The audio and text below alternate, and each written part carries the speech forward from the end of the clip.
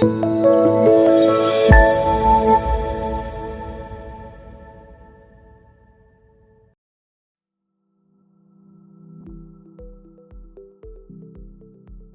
European missions are designed that they sort of endorse collaboration between different projects, but that's not the only reason. The main reason is we're a lot different, but we have a lot in common. That's the point, and we have the same issues with patient recruitment, with patient engagement. There are data sets that do not exist.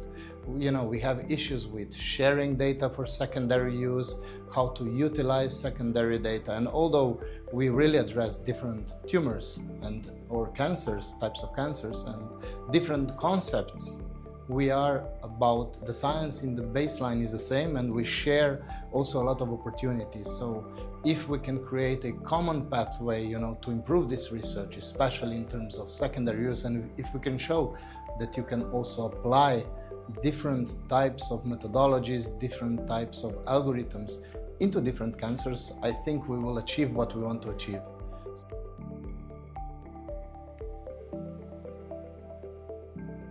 Yeah, so if you look at cancer screening in Europe, it is implemented maybe under the same gold standard or similar gold standard, but very nationally. So, some countries have these types of screening. We just started in Slovenia very late with the low-dose CT, screening.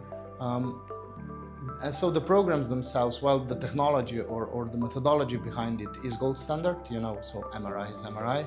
Everybody does it in the same way. The problem is the program itself, it differs.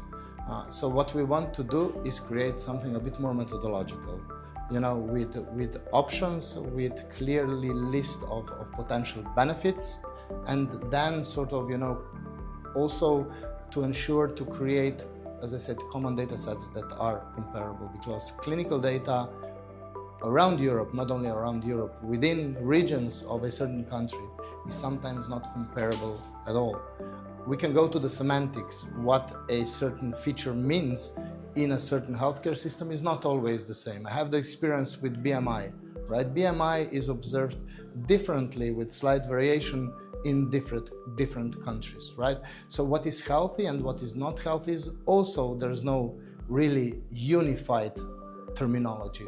And this is something where we can contribute also to the standards, to define the correct methodology, to define the correct metrics, so that there is a common understanding what risks mean.